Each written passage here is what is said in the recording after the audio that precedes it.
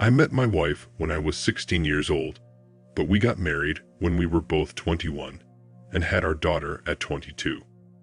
We are both 47 now. The way I caught her cheating was a weird day. I woke up that morning feeling ill. I almost called into work, but I went in instead, but ended up leaving early. I'm so glad I did leave work early that day. My wife worked also. I blame myself for feeling ill, or maybe it was dinner from the night before or something. She was a great cook, by the way. Now that I think about it, it is probably the only thing she was good at. A huge red flag that I completely missed was her best friend, Kay. A single woman and always had a different guy. She would tell my wife about guys she hooked up with, etc. My wife would claim she could never live that way and says she's so happy to be married and have a family. Yet, that was her best friend. The best friend also screwed my wife's boyfriend in college. But this is her best friend. Guys, you are who you hang around. I discovered who my wife truly was when I caught her cheating. So I headed to work that morning, feeling like crap. Felt a little better after I had some coffee. I worked throughout the mornings, and it's like this nauseous feeling I had on and off. I clocked out at lunch. Before getting home, I stopped and grabbed some medicine. Something to knock me out when I got home, hoping to sleep this off. Now my wife is supposed to be at work. She got ready and everything that morning. I'd usually leave before her, but she was getting ready as if she was going to work. I pulled into our building. We were renting a town home that had a unit on both sides of us. You had to pull in and around to get to the parking lot, and I saw my wife's car there along with one other car parked in the neighbor's spot. I figured maybe he had a visitor, but where's his car and why is my wife's car here? I had nowhere to park, so I pulled out and parked in front of our building in the streets. I walked up to the door and I hear music blasting, very loud. I thought maybe it was the neighbors, but realized it was coming from my unit. Our bedroom window could be seen from the front of the unit, and I realized the music was coming from there. I walked in. Sure enough, music is being played in my place. I ran upstairs, opened my bedroom door, and my wife was riding some guy and her best friend was there kissing the dude. I was shouting over the music, "What the hell?" My wife jumped off this guy, who I later found out was her boss, telling me to calm down. "Honey, please stop." I pushed my wife and started beating the crap out of this guy. Her best friend started hitting me and landed a hard blow to my nose. It wasn't broken, but it had to be corrected by a doctor. Me trying to sue her and the boss for sleeping with my wife is a whole different story. Things aren't as easy as folk make it out to be on the internet. My wife started fighting with her best friend. This was completely wild. I think back now, and I just can't believe that show happened. I cut the music off, told the guy to get the F out of my house. He grabbed his things and ran so fast that he took off nude, but when I ran to the other room to look out the window, he had his pants on running to his car, so he must have put them on downstairs while rushing out. I went back into the room where my wife and her friend were arguing, and her best friend is saying, "You need to tell him before I do." I said, "You may as well tell me because we're done anyway. Let the crap out." My wife was completely silent looking at her friend. The friend eventually said that this was what they do, and my wife joined her in the business 3 years ago when I lost my job. I was laid off from my position while my wife kept her job at that time. I was getting unemployment benefit, but me losing that much income made things a little tough on us. She said my wife came to her for money, and she told my wife that she could join her in her profession. I asked what profession, but she said I knew what she does. I said I didn't, and I've never known or really cared, just always known her to be with different guys every time I saw her. She said men pay her for her services, mainly just dates and conversations. I stopped her and said, "So you're an escort?" She was just looking at me. I turned and looked at my wife, but her head was down. I left the house. I drove over to a nearby family's home and told them everything. Divorce, STD/STI checkup, and paternity testing. My daughter was the only option. With the help of a close family member, I was able to find a divorce attorney. He helped me pay for it. I did eventually pay him back, even though he told me not to worry. I was clean after visiting my doctor and getting a checkup, and my beautiful daughter is mine. I tried suing for alienation of affection. My lawyer brought this up to me. I didn't even know about it. Her boss fought it, and he claimed he was not the cause of our divorce. My wife sided with him and stated that our marriage was over long before dealing with him. Long story short, that lawsuit was dropped and I wasn't able to sue him. With money being tight and my main priority being that I wanted a divorce, that was my priority, divorcing my wife. My ex-wife and her boss both were fired from their positions. I have reason to believe that my ex-wife continued that lifestyle of working as an escort. But I think now, no one probably wants that wrinkled, dried-up box, so now she wants her husband back. Our daughter's wedding isn't the first time she told me she misses me.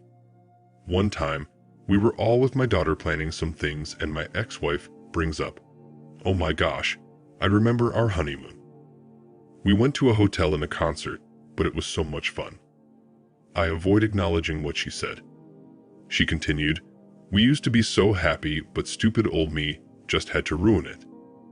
I continued to ignore her, and she started crying. My daughter was just looking at her mother and asked her mom what was wrong. Ex-wife said she ruined her own life and has nothing, that she's trying to talk, but no one is listening to her.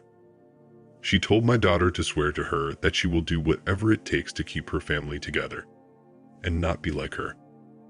I tried to hold back laughter, but a bit of it slipped out, and both my daughter and ex-wife looked right at me. I excused myself to the restroom and was laughing my butt off. I couldn't believe this woman. I was looking in the mirror poking fun.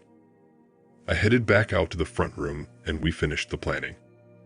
On the day of my daughter's wedding, my ex-wife told me she misses me, and being at our daughter's wedding was emotional because it reminded her of the love we had and our family.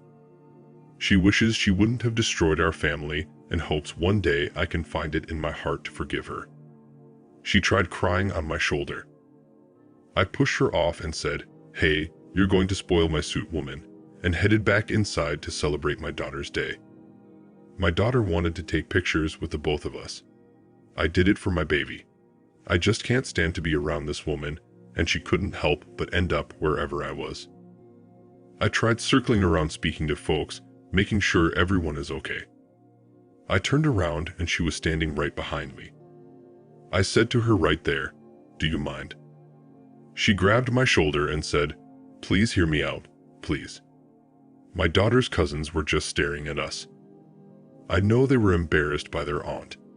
I would be. We headed back outside. I screamed at her, "What do you want?" She told me she's going to be having surgery.